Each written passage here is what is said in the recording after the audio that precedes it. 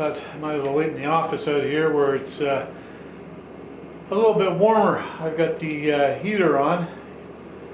I've got my, well, that's also a Remington. Everything I've got is Remington because it's all from Canadian Tire. So I usually get the stuff when it's on sale.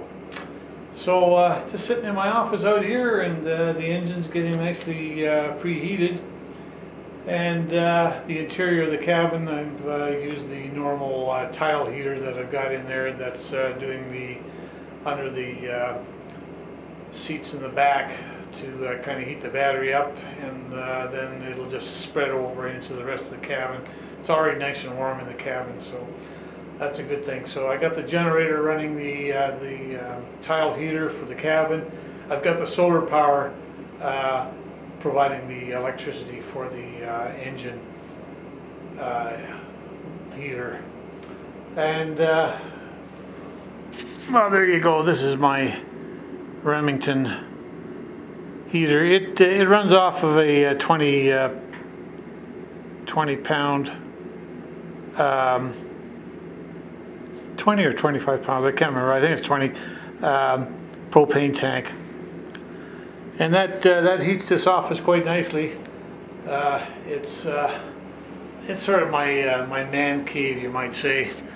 You can see I've got all my my models up there, various companies that I've either been on the airplanes or flown in them. I was on this one out here from the Russian one. I was on that one when I was in Hamilton some time ago. It's like a factory inside. And of course the rest of them, well, you can all tell. And some of the donations that have been given to me, I've got the Night Intruder here by Robert Taylor, and it's signed by him as well. I got that from a friend of mine that's passed on. And various photos of me while I was working with the airline, as well as I've got the arrow here, and yeah, I got that. That's also from a friend of mine who passed away. He donated that to me. And of course there's the simulator stuff on the 47. I think it was the 200. And lo and behold, if you believe it, there's the Avro Arrow bolt. Whether it's true or not, somebody gave that to me as well. And whether or not that's the remnants of the scrap heap. And a few more little memorabilias. I don't know if I ever showed you this. I was at the Pima Museum out in Arizona, and found this in their junk pile. They had it for sale, obviously, but I looked at it and I thought, oh, that's interesting, and I kind of turned it around and didn't think much of it until I noticed this. And lo and behold, it's a CPR part number. So this came out of one of our DC-10s, I understand, that was scrapped down there. So I thought I'd better hang on to that. And I paid $28.95 or $29.95, something like that. And it was the Pima Air and Space Museum I picked it up from. So obviously no longer usable, but with that little decal on it, that really got my eye because that's the company I used to work for. So I think it's a DC-10 fuel flow. Looks familiar anyway. And yeah, okay, my bulletin board, and yeah, that was that's at Toronto Island Airport. I don't know if you can see that, but I got a half-assed uniform on out there. That was sponsored, actually. The trip when I flew that from Vancouver Delta Air Park to Toronto Island in an air race, and we all had to have some kind of a get-up. I had a uniform cap on. I took the logo off the front. Yeah, my wings were just a sort of a busted prop that was hanging on the jacket. I had a pair of long underwear on, and anyway, it got a little bit of publicity. The sticker in the back out there that says CPR, that came off of the one of the cargo containers. They didn't have a decal, so I said, well, I'll get a decal off from cargo, and they picked it up. I stuck it on the side, just on the outer side. I managed to get it off later on. And that was taken by a pilot buddy of mine that actually flew the DC-10s at that time. And he gave me this photo. He was actually, I think it was his brother that flew with us. Anyway, flew that old bird across the country many a times. Probably, I think 5 times it's been across. So it's been on 5 trips across the country, that little old cub. And on this side here, that's another aircraft I used to own. It was a Piper Colt. It now belongs to a lawyer up in Edmonton, if he still owns it. And that was the panel.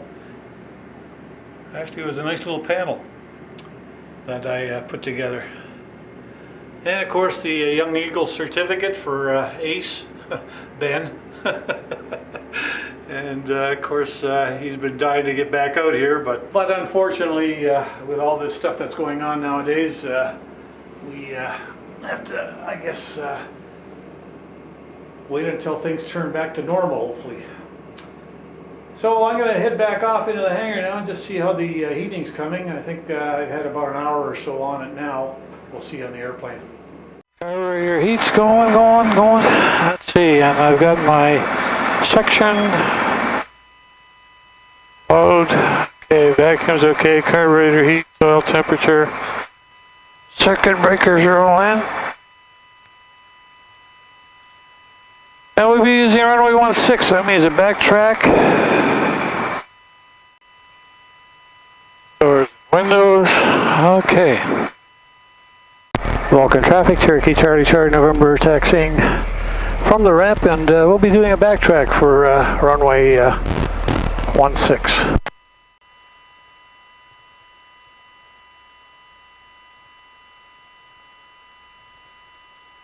Vulcan traffic, Cherokee, Charlie, November, entering the backtrack for 16, Vulcan. Well, I just turned on my map for my flight plan Go, and I've got a map, which is enlightening because I have had problems with it, so we'll see what happens here. Hopefully it's going to stay that way.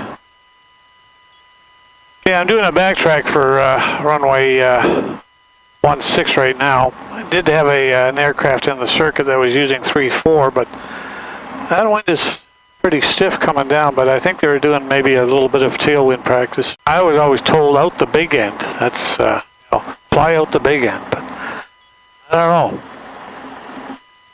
So anyway, that's what I'm doing. Okay, now we got to turn her around here.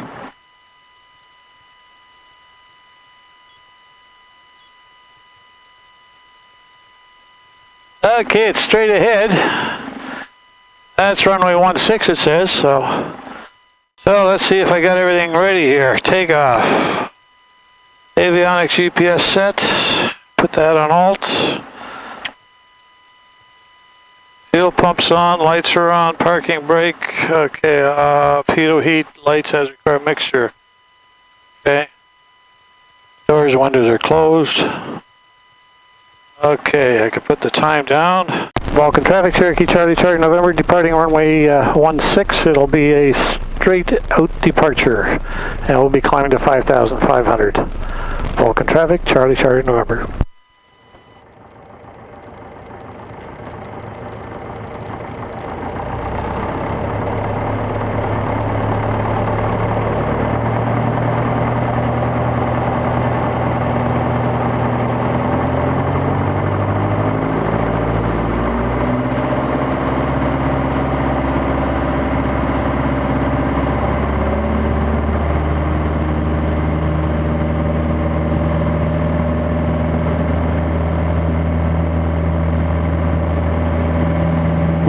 Okay, there we got 60.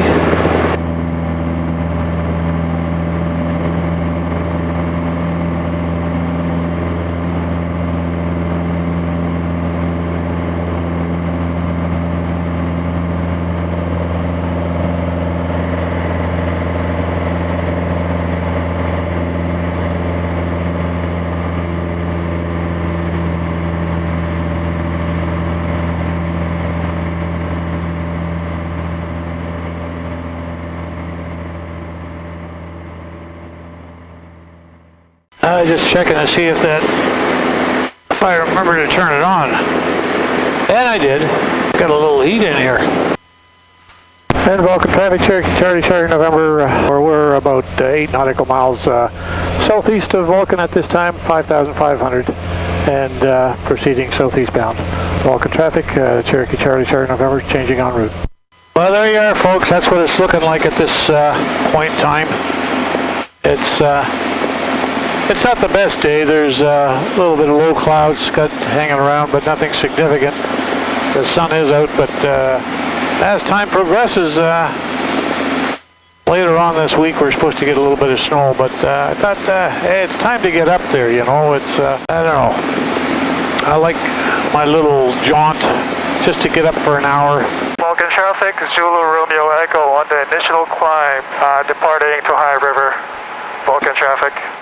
Vulcan traffic, Bravo Romeo Juliet on final for 16. Vulcan traffic, Piper Archer Golf, Papa Juliet, India. Currently about 5 miles directly east of the airport. We'll be joining downwind for 16 and following the RVA 10 into full stop landing. Vulcan, Golf, Papa Juliet, India. All of a sudden it's getting busy in Vulcan. That's 3 airplanes since I've left. And I've only been up for 16 minutes. Well, folks, my spot, that's this thing over here, my personal locator transmitter. It was coming due for a new subscription for the year.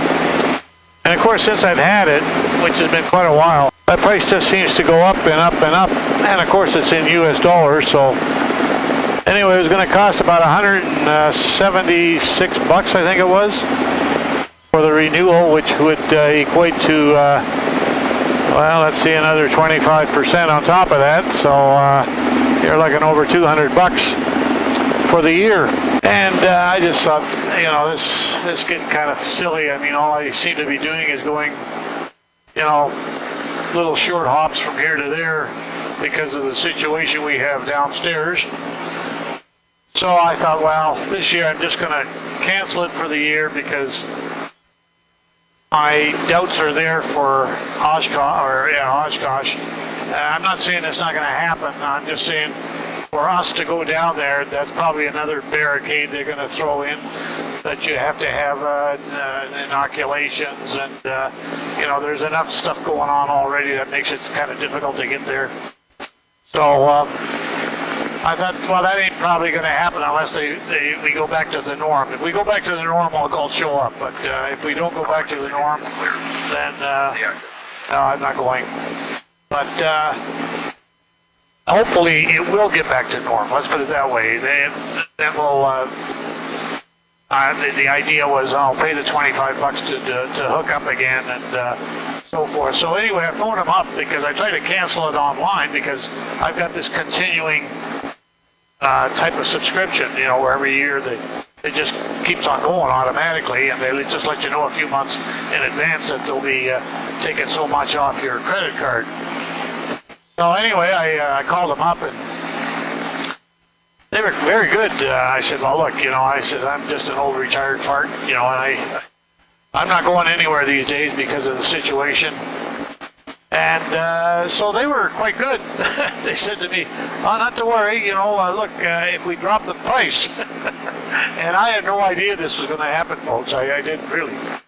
But we'll just drop the price down to, we'll take 100 bucks off of it. Well, that's 100 US, like that's 125 bucks in my pocket, Canadian.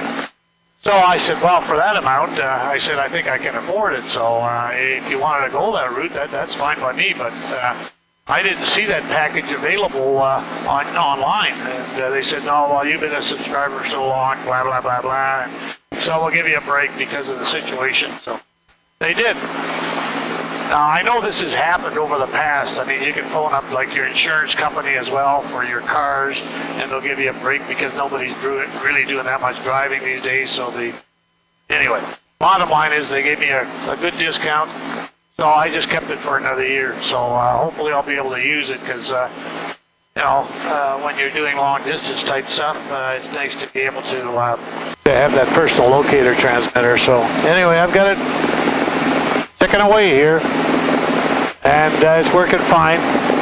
Now you can use the AAA, the normal batteries, but they don't recommend that. They recommend the real expensive batteries. So anyway, I've used the normal AAA and they last, but they skip every once in a while, I find. So I believe you need, what's it say in here? Lithium? I think it's the lithium batteries they want. Yeah, they AAA lithium batteries only, it says, but it does work on the normal ones. I think if you look it up, it'll tell you, yeah, it does work, but it works better optimum. And obviously, if you're going somewhere, it's best to do it that way. Boy, it's getting cold here. Let's see. Maybe I should turn the heat on, eh? There we go. I only had it a little bit, on a little bit. But yeah, it's still, it's 8 below zero here. So at 5,500 feet, we should be reading 2625 for the RPM for 75% power, but I got to pull back, burning 8 gallons an hour US. And I'm clicking along here at, let's see, -8, so let's set this thing here, -8 at 6,000, let's say. 120 miles, 121 miles an hour, 116 knots, yeah, about right. That's my true airspeed. And I'm doing about 106 knots ground speed, so there's not much of a, not too much wind here. Now it's getting too hot. Let's turn this down a bit. Boy, I haven't even got this heater on full yet. I only had it about a quarter way up, and boy, I'm getting some nice heat in here. Whoa, that's nice. I don't know if I showed you folks, but you know, on the on these aircraft, I think I've got a video out on it, and it has on it I think the title is "My Cherokee Has Balls." And what I do, and it's not my idea, I saw it somewhere some years ago, where if you get these little these Nerf balls, you can buy them at the dollar store. They're next to nothing, but you get about 3 or 4 of them in a package, and you put them down in the in that where your cold air vent is, and you just pop them in there, and they just, if you've got any cold air coming through there, even with the valves closed, then that'll just stop them altogether. So yeah, just look that up in my on my video. It's probably 2 or 3 years ago I popped that one in, but that's what it's called. It's called "My Cherokee Has Balls," and I have they're yellow yellow Nerf balls, and I think it's even got a smiley face on it, and it works real well. There you are, folks. That's the Bolt River.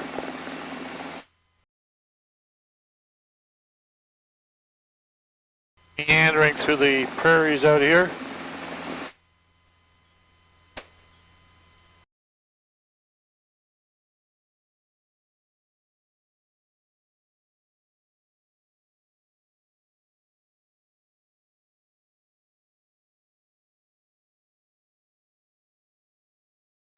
And way up there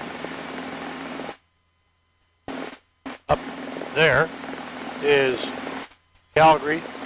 You can see little clouds starting to be formed there in the distance.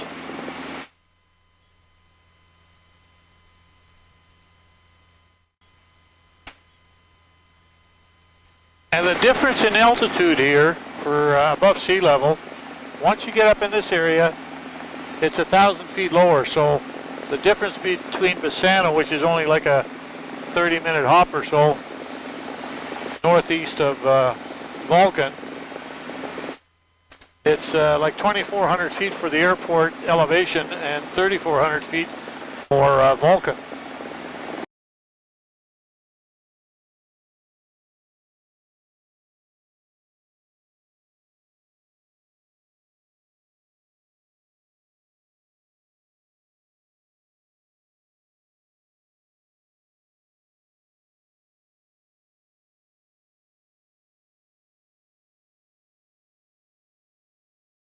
So that's an area that they've got dammed up out there. And I'm just looking here at the airport of Misano, and I think they got some snow up here because the runway's covered in white. And I was in here a little while ago, and it probably about a week ago. So it looks like they had some snow. There you go, the airport's down there. Full traffic, Foxtrot Romeo, Victor Bravo is on final 28, touch and go.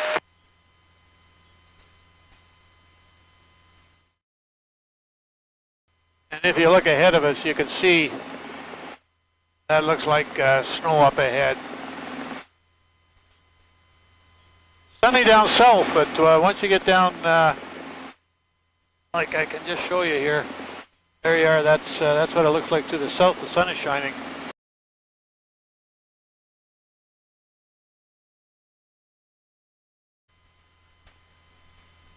So you can see the difference here, right there, it's white.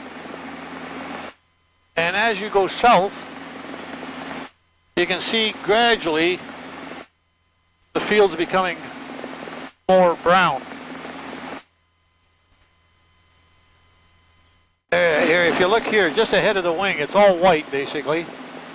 And then as you proceed north or southbound here, which we're doing now, it's just like the, that railway track out there is the dividing line between where the snow fell and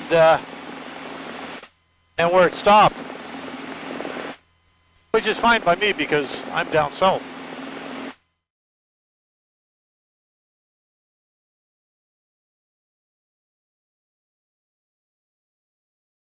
Well, we've been in the air for 47 minutes and Archnet area traffic, Delta Zulu Bravo crossing overhead.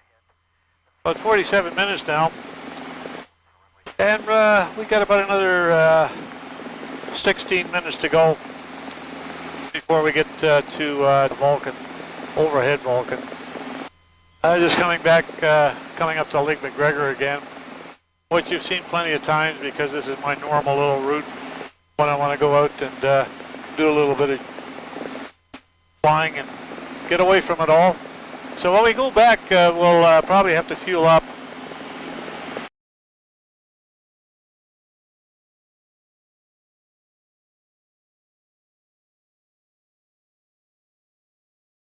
I've got just 22 gallons left, so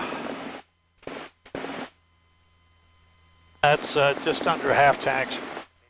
So I usually like to, bouncy, like to get a little bit more in there. Vulcan traffic, Cherokee, Charlie, November 4.5 nautical miles northeast of the field. We're at 6,000 feet. We'll be joining the circuit from overhead the field, and we'll be descending to 5,000 overhead the field.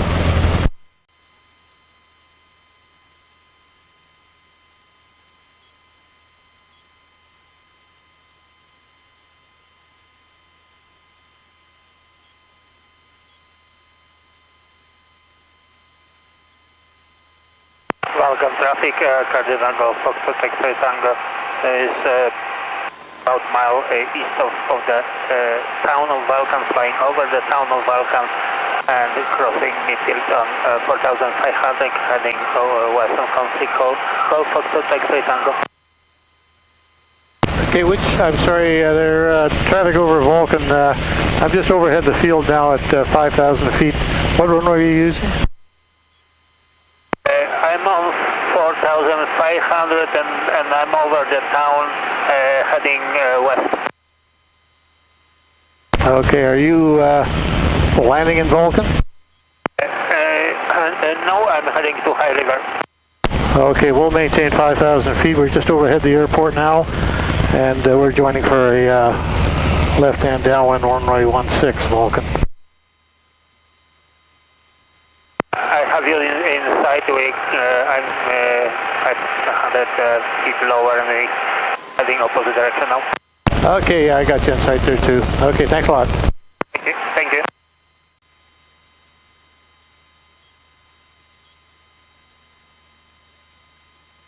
Vulcan traffic, Cherokee Charlie Shark November is established on a left downwind, runway 16, full stop.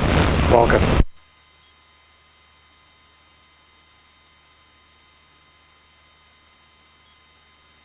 Okay, well, let's see, what have I got here? Downwind check.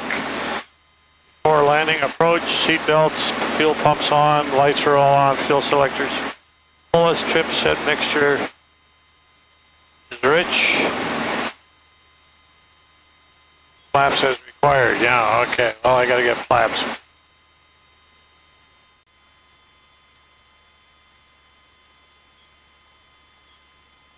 Vulcan traffic, Cherokee Charlie Shark November's on final, runway 16, Vulcan.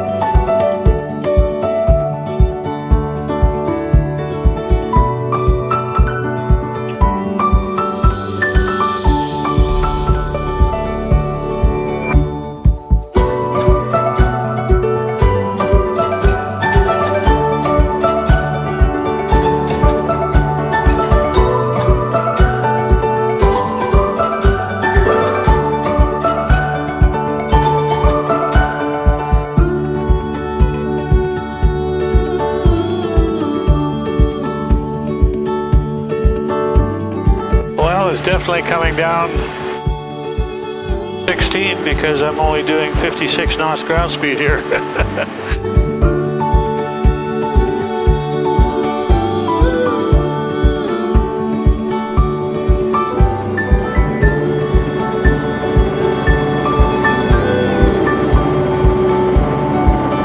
Vulcan traffic, Cherokee Charlie Shark November short final, runway 16.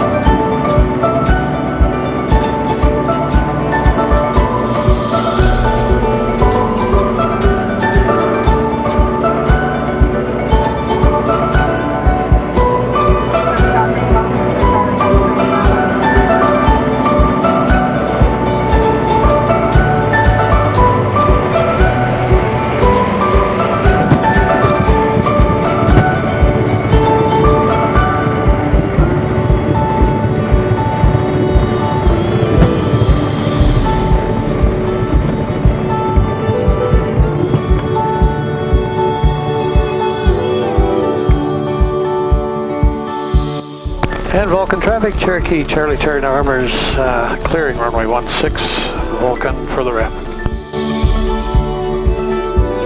Well, look at all those airplanes out here. Wow.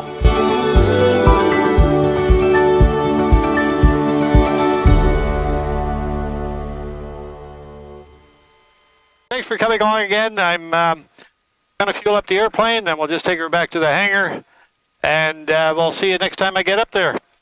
Hopefully it'll be soon, but we'll see how things go.